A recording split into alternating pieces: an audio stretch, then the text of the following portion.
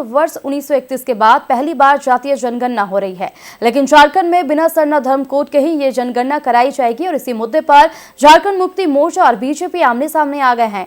झामुमो ने केंद्र सरकार पर आदिवासियों की अनदेखी का आरोप लगाया है और पार्टी का कहना है कि देश की करीब 11% आबादी सरना धर्म का पालन करती है, लेकिन अब तक उन्हें धर्म कोड की पहचान नहीं मिली। वहीं बीजेपी ने इस आरोपों को सिरे से खारिज कर दिया है और राष्ट्रीय विधायक सीपी सिंह ने पलटवार करते हुए कहा है कि जब ये लोग सत्ता में थे तब तानाशाही रवैया अपनाया और अब लोकतंत्र की दुहाई दे रहे हैं।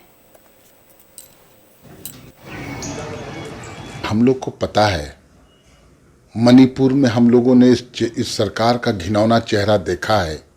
हम लोगों ने देखा है भाजपा के नेता आदिवासियों के मुंह में पेशाब करते हुए।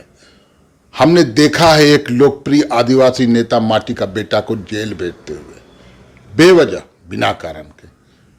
तो हम उम्मीद कर सकते हैं कि इस तरह के तानाशाही निर्णय ये सरकार लेगी और गलती करेगी, राजनीतिक भूल होगा।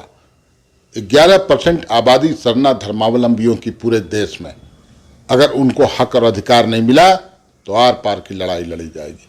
झारखंड मुक्ति मोर्चा है ना, हम लड़ाई लड़ेंगे। अभी तक हम लोगों ने ही लड़ाई लड़ी है। हमने विधेयक पेश करके भेजा है, पास करके। आज केंद्र की सरकार कुंडली मारे बैठी है और बड़े बड़े भाजपा के नेता उस पर कुछ नहीं बोल पाते। आप उनके आदिवासी नेता से ही पूछ लीजिए कि क्या सरना धर्म कोड लागू नहीं होना चाहिए, गोलमोल जवाब जिलेबी बनाने लगेंगे।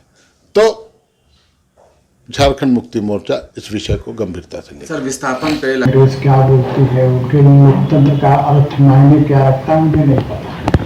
मैं तो इतना ही जानता हूँ कि देश को यदि लोकतांत्रिक ढंग से अपन करने का काम यदि किसी ने किया था, कांग्रेस किया था।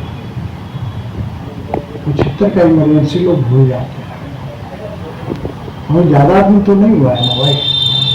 जब हम 1000 पुरानी बातों को याद रख सकते हैं तो 50 साल पहले का बात को क्यों नहीं याद रख सकते हैं।